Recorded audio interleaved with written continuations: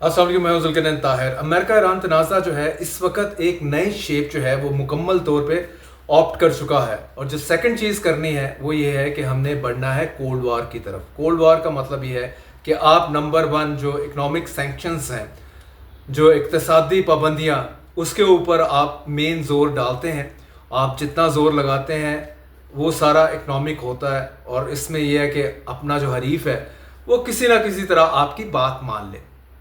अब अमेरिका इस तरफ जा रहा है। इट डज नॉट मीन कि वो किसी भी पॉइंट ऑफ टाइम पे हमला नहीं करेगा, हमला करेगा वो, लेकिन वो जो मुसलसल जंग है वो वाला मामला नहीं होगा। 40 दिन की उसने जंग कर ली पहले, फिर सीज फायर रहा कमोबेश 2 माह से ज़्यादा। उसके बाद दोबारा जंग शुरू की, वो भी 2 हफ्ते तक जारी रही।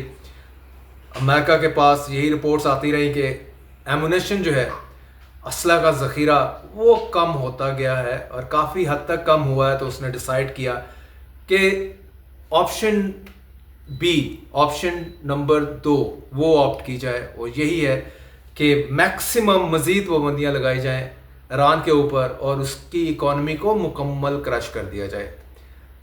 ईरान मुकम्मल जब उसकी इकॉनमी क्रश हो जाएगी तो इवेंचुअली वो अमेरिका से बात करेगा। ये ख्याल है अमेरिका का।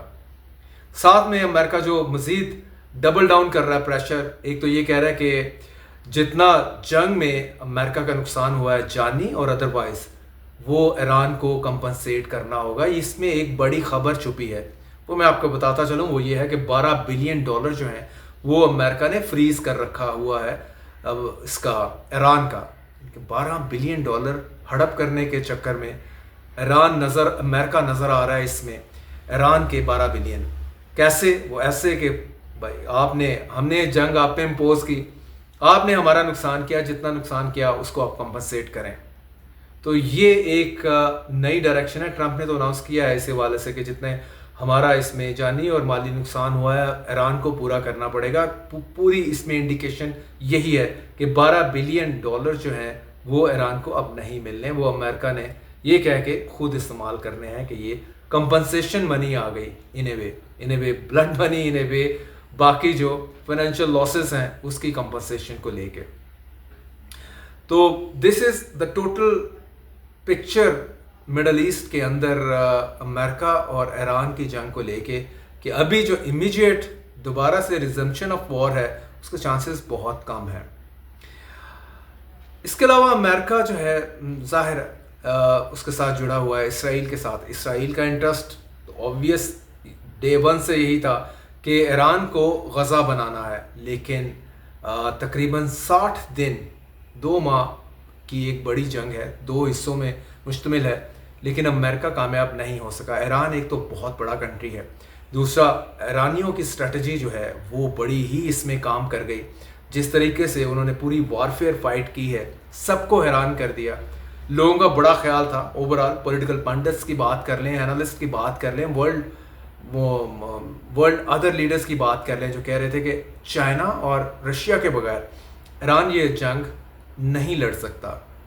इनफैक्ट इन दोनों के बगैर ही लड़के दिखाई है। दोनों ने ओपनली इसको सपोर्ट नहीं किया। यस, सीक्रेटिवली थोड़ा बहुत जितना सपोर्ट हो सकता था वो तो बिल्कुल आया है, लेकिन उस तरह से ओपन सपोर्ट नहीं थी जिससे ये लगे कि ईरान ने इन दोनों की मदद से अमेरिका को शिकस्त दी है। ये सारी जो कैलकुलेशन अमेरिका की रॉन्ग गई है ईरान को लेके, वो कमाल अमेजिंग है इन दैट कॉन्टेक्स्ट के। सब देख रहे थे कि ईरान को शायद America with the help of Israel और ओवरऑल जो उसकी मिलिट्री माइट है उससे वो सबड्यू कर लेगा और उसको फोर्स कर लेगा आखिर पे कि उसकी मर्ज़ी का मुआहदा करे। ईरान नहीं माना। और आज की डेट में भी अमेरिका एक ही बात बार बार कर रहा है कि न्यूक्लियर वेपन्स हम नहीं बनाने देंगे, हम इसको बैलिस्टिक मिसाइल नहीं बनाने देंगे, उस पर पाबंदियाँ लगाएंगे। इसकी ड्रोन टेक्नोलॉजी की तरफ जो कदम है वो कदम हम रोकेंगे। और साथ साथ जो यूरेनियम वाला मामला है, जो इसके पास स्टॉक पाइल है, वो भी हम किसी तरह से निकाल बाहर करेंगे, लेकिन ऐसा नहीं हुआ। So the whole thing is out there कि ईरान ने अपनी स्ट्रेटजी के साथ ये इनफैक्ट जंग जीती है, क्योंकि जो रिक्वायर्ड ऑब्जेक्टिव थे अमेरिका के, अगर उनमें से एक ऑब्जेक्टिव भी पूरा नहीं हुआ तो डेफिनेटली हम नहीं कह सकते कि अमेरिका इस जंग में आगे था। और अब चूंकि ये बातें अब बड़ी क्लियर होने लग गई हैं, अमेरिका कह रहा है कि हमें जो है हमारी जो लॉसेस हैं उसको आप कंपनसेट करें। वो कंपनसेट कैसे करेगा? वो जाहिर है कि आपके पास जो उसके एसेट्स हैं आप उसको फ्रीज कर सकते हैं, उसको बेच के खा सकते हैं। अब ये पैरेलल सिचुएशन है, जैसे मैं बताया कि जो एक्टिव वार से ये मामला कोल्ड वार की तरफ चला गया। कोल्ड स्टोरेज में जिस तरह चीज़ें चली जाती हैं, ऑफ कोर्स ऑयल प्राइसेस एक स्टेट ऑफ हॉर्मूज, क्योंकि इस जंग से पहले स्टेट ऑफ हॉर्मूज का मसला नहीं था, लेकिन अब इट इज़ देयर। तो वो कैसे हल होना है, नो बडी नोज दैट। तो उसको लेके समुंदर के अंदर जो फुलझड़ियाँ चलती रहेंगी वो आप देखेंगे कि ये कंटिन्यू रहेगा, वो इतनी जल्दी सॉर्ट आउट नहीं होगा। और ऑयल की प्राइस, इंटरनेशनल प्राइस भी वो स्टेबल नहीं होगी, अप्स एंड डाउन्स चलते रहेंगे इसमें। अब आ जाए पाकिस्तान, तुर्किया और इसका सऊदी अरेबिया का लैंडमार्क जो एग्रीमेंट है, इसमें ये एक मुल्क पे हमला, बाकी दोनों पर भी तसव्वुर होगा कि हमला किया है, और जिसने हमला किया होगा उसको टेक ऑन करते हैं। तो नंबर 1 टेस्ट आ गया। होसिस ने जो है ऑयल टैंकर सऊदी अरेबिया का, वो उसको निशाना बनाया है। पॉइंट ये है कि इसके बाद क्या तुर्की और पाकिस्तान जंप इन करेंगे, होसिस को यमन में जाके जवाब देंगे? तो ये इस एग्रीमेंट का नंबर 1 टेस्ट आ गया। और लेकिन इसका आंसर हमें आने वाले दिनों में ही मिलेगा। लेकिन इसकी रूह के मुताबिक, इस एग्रीमेंट की रूह के मुताबिक, तो एक कंट्री के ऊपर कोई भी अगर स्ट्राइक करता है तो वो बाकी 2 कंट्री उसके साथ खड़े होंगे, जिसके ऊपर स्ट्राइक जिस कंट्री के साथ वायदा किया है सऊदी अरेबिया, तो सऊदी अरेबिया के साथ खड़े होंगे और जाके पूरा रिस्पॉन्ड करेंगे जो भी अग्रेसर है। तो ये एक मुश्किल सिचुएशन भी होगी इन दैट वे, क्योंकि यमन एक इस्लामिक कंट्री है।